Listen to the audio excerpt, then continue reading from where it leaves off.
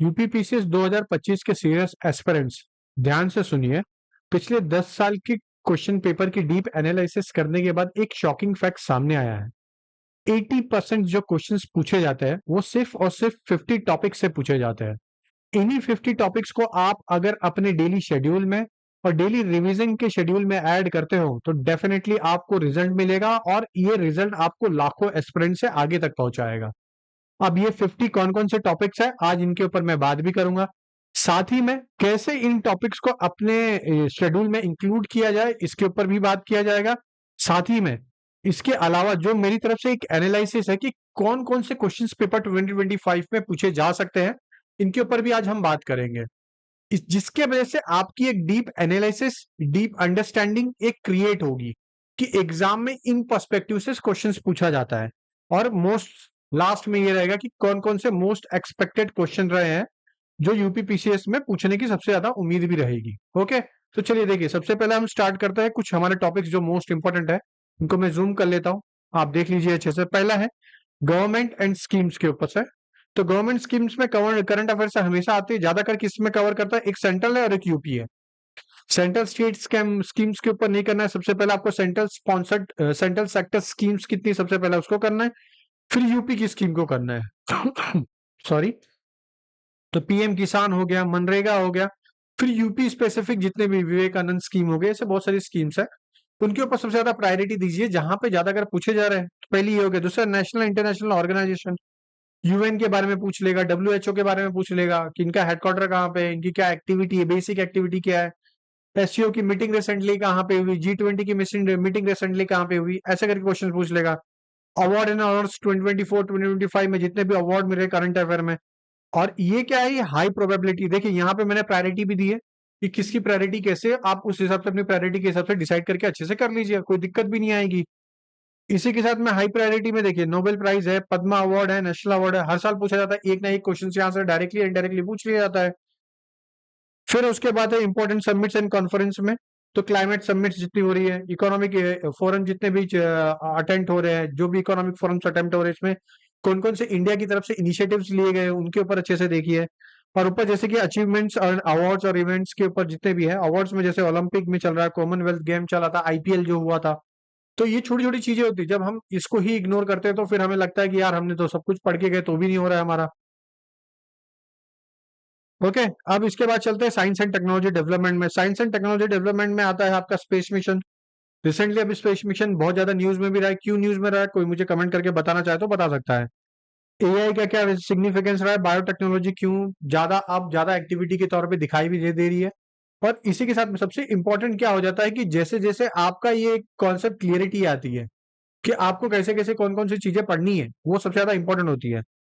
अब मैंने यहाँ पे स्पेस मिशन लिख के दिया, तो आपको यहाँ से स्पेस मिशन से आपको क्लियर हो जाना चाहिए कि मुझे कौन कौन से टॉपिक को कवर करना है।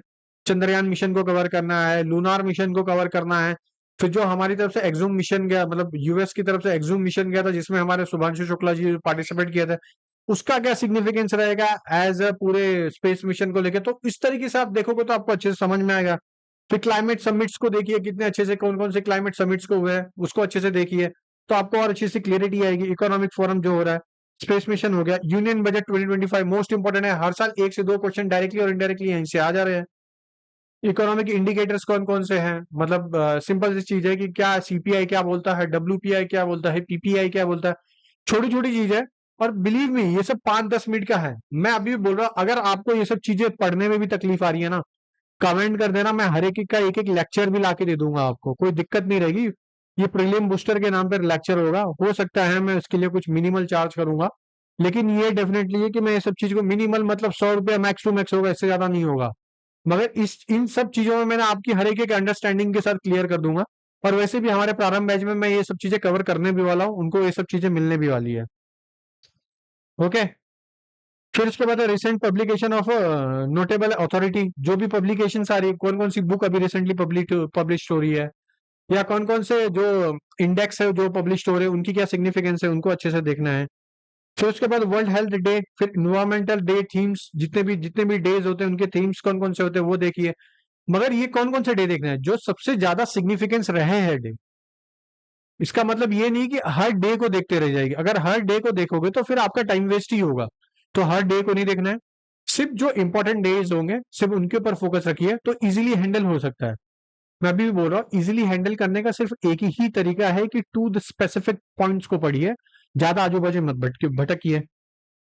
ओके, अब उसके बाद हमारा चलता है वर्ल्ड, सॉरी, ये मिलिट्री एक्सरसाइज और बॉर्डर डिस्प्यूट जितने भी होते हैं वो आपको देखना पड़ेगा।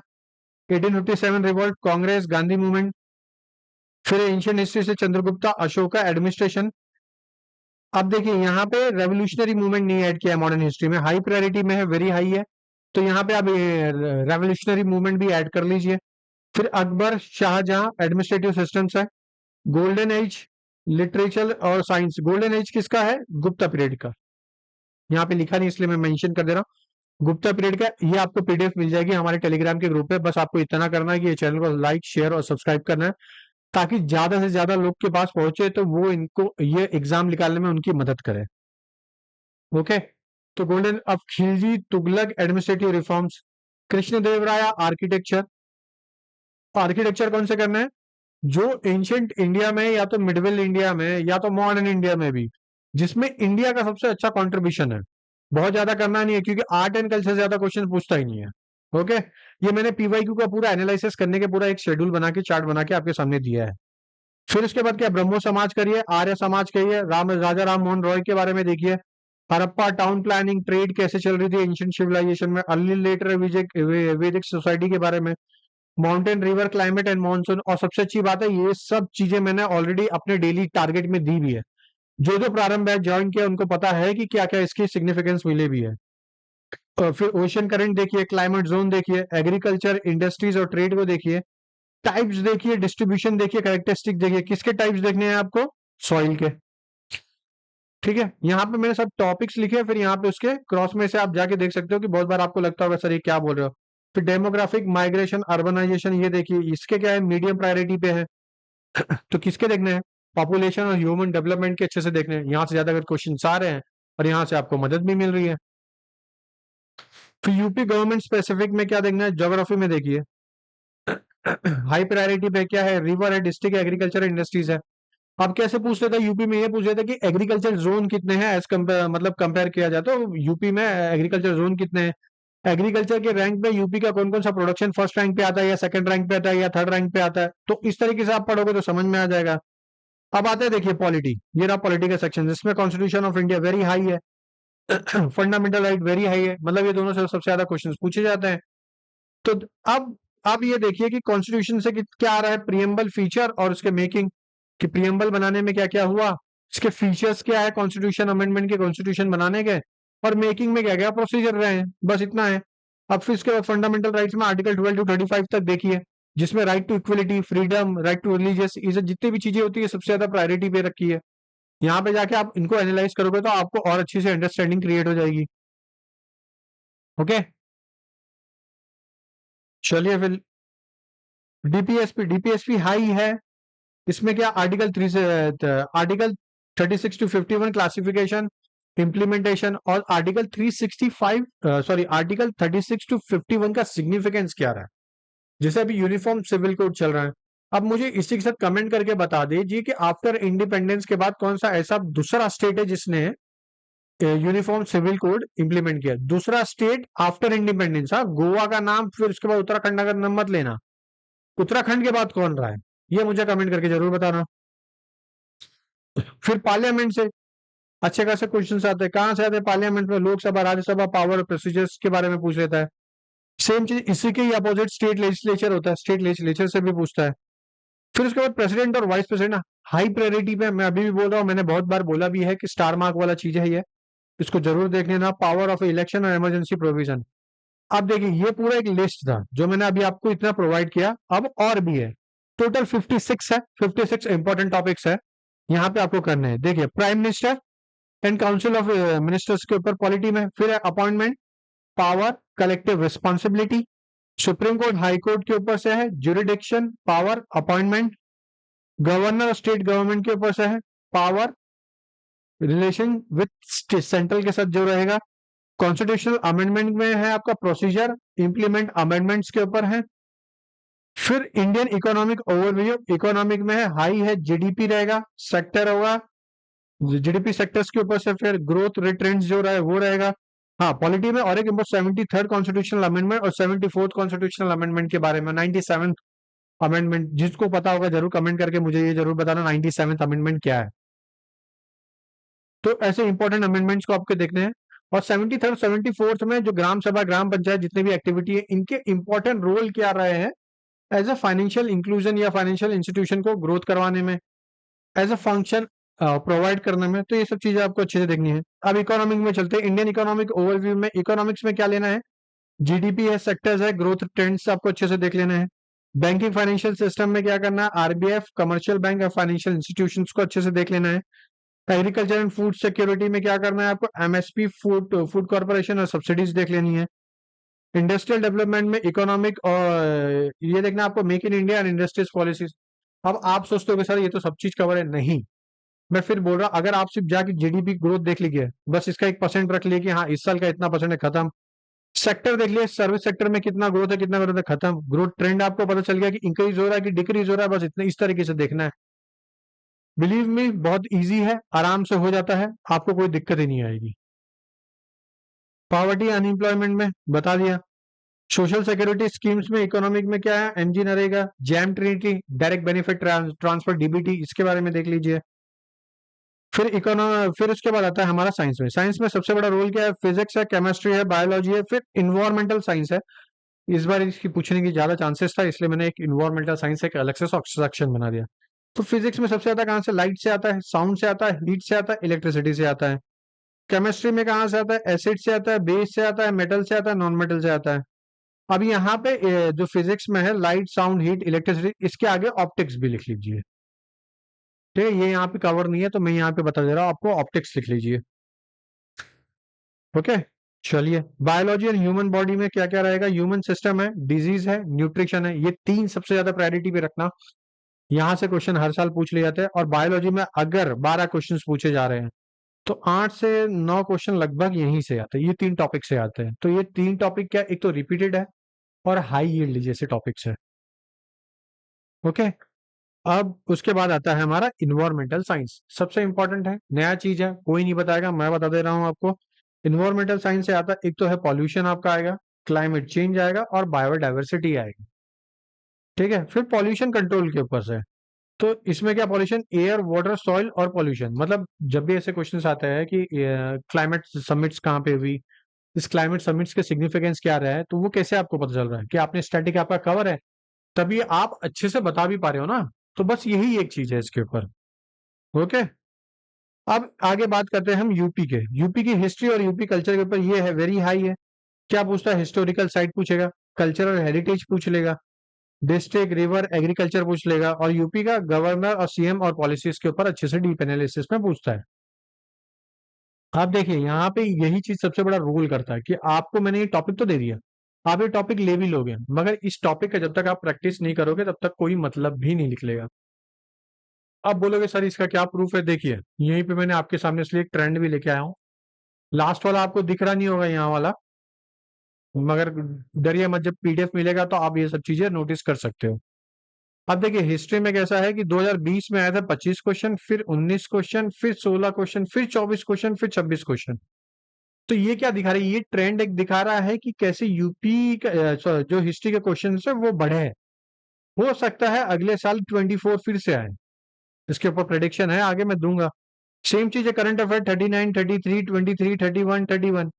हो सकता है इस बार भी 31 से 32 के आसपास आए। ज्योग्राफी वही चीज है, 18। अब यहाँ पे आपको देखने पे क्या दिख रहा है, हिस्ट्री से ज्यादा क्वेश्चन आ रहे हैं, करंट अफेयर से ज्यादा क्वेश्चन आ रहे हैं, पॉलिटी से ज्यादा क्वेश्चन आ रहे हैं, ज्योग्राफी से ज्यादा क्वेश्चन आ रहे हैं, और इन्वायरमेंट और प्लस साइंस से ज्यादा क्वेश्चन आ रहे हैं। मतलब आपको सिर्फ ऐसे कुछ टॉपिक्स को और कुछ सब्जेक्ट को ही कवर करना है, जहां से हो जाएगा आपका। अब बात है सर मिसलेनियस का क्या, 2022 में मिसलेनियस से 27 क्वेश्चन आ गए थे, बहुत ज्यादा डिफिकल्ट हो गया था। लेकिन अगर मैं आपको एक फ्रैंकली चीजें बताऊं तो आप आरओ के ऊपर से जाइए क्वेश्चन पेपर में, उसमें मिसलेनियस टॉपिक कितने ही आए हैं, बहुत कम आए हैं। क्यों कम पूछा है, क्योंकि सबको पता चल गया है कि मिसलेनियस एक तो लिमिटेड है, और वहां से अगर कोई चीज मैं बना के दे रहा हूं तो आराम से आप कर लोगे, है ना। इसी का एक ग्राफ कैसे देखे, 2024 से 2025 का मैं कंपैरिजन एक लाया हूं कि कैसे रहेगा। तो हिस्ट्री के क्वेश्चन कम होने के मतलब 24 तक जाएंगे, लगभग इतने की उम्मीद है। करंट अफेयर की उम्मीद 35 मतलब 31 टू 32 मैंने बोला था ही। ज्योग्राफी का कम होगा, 22 के आसपास रहेगा। साइंस टेक्नोलॉजी 20 रहेगी, 22 पॉलिटी, 24 पॉलिटी के आसपास। इकोनॉमिक्स का कम होगा। एनवायरमेंट का लगभग इतना रहेगा, फिर 12, फिर 10, फिर उसके बाद आपका 5 रहेगा मिसलेनियस का। अप्रोक्सीमेटली यही ट्रेंड रिपीट भी होगा और यही ट्रेंड का रहेगा। और हर एक एक टॉपिक के ऊपर से मैंने ऊपर आपको टॉपिक भी दे दिया, उसकी प्रायोरिटी के हिसाब से आप अपना बस अपना डिसाइड कर लीजिए, तो कोई दिक्कत भी नहीं आएगी। ओके, फिर एवरेज सब्जेक्ट विथ जो भी आपका 2020 से लेकर 2024 तक एवरेज सब्जेक्ट के कैसे कैसे क्वेश्चन रहे थे, देखिए 6 क्वेश्चन लगभग यहाँ से रहे, 9 क्वेश्चन इकोनॉमिक से रहे। तो अब प्रायोरिटी में देखिए सबसे पहला क्या है, करंट अफेयर, फिर क्या है हिस्ट्री, फिर पॉलिटी, फिर ज्योग्राफी, फिर साइंस एंड टेक। तो आपको स्टार्टिंग की ये जितने भी 4 है, नहीं 4 से 5, 4 है कम से कम, तो 4 इतने पे आपकी पकड़ इतनी अच्छी होनी चाहिए कि अगर आप इसके मार्क कर रहे हो तो 100% एक्यूरेसी के साथ आए, इसमें ऊपर नीचे ना हो। ओके, अब सेम चीज है यहाँ पे सब्जेक्ट क्वेश्चन डिफिकल्टीज। अब डिफिकल्टीज भी तो आपको पता रहनी चाहिए कि मैं कोई सब्जेक्ट को प्रिपेयर कर रही हूँ या कर रहा हूँ तो उसकी डिफिकल्टी देखिए। करंट अफेयर में आ रहे हैं ज्यादातर जितने क्वेश्चन आ रहे हैं उसमें से 8 डिफिकल्ट मिल सकते हैं, बहुत फैक्चुअल होंगे, वो फैक्चुअल रॉन्ग होने के ज्यादा चांसेस हैं। लेकिन हिस्ट्री में देखिए 12 और 8 20 क्वेश्चन, 25 का ही ट्रेंड बता रहा हूँ, यही होगा, देख लेना आप भी, मैं लिख के देता हूँ, यही यही ट्रेंड आपको देखने भी मिलेगा, कुछ अलग नहीं मिलेगा। अब यहाँ पे आप देख रहे हो कि 4, 8 और 12, 4 आपका जो है हार्ड है, डिफिकल्ट है।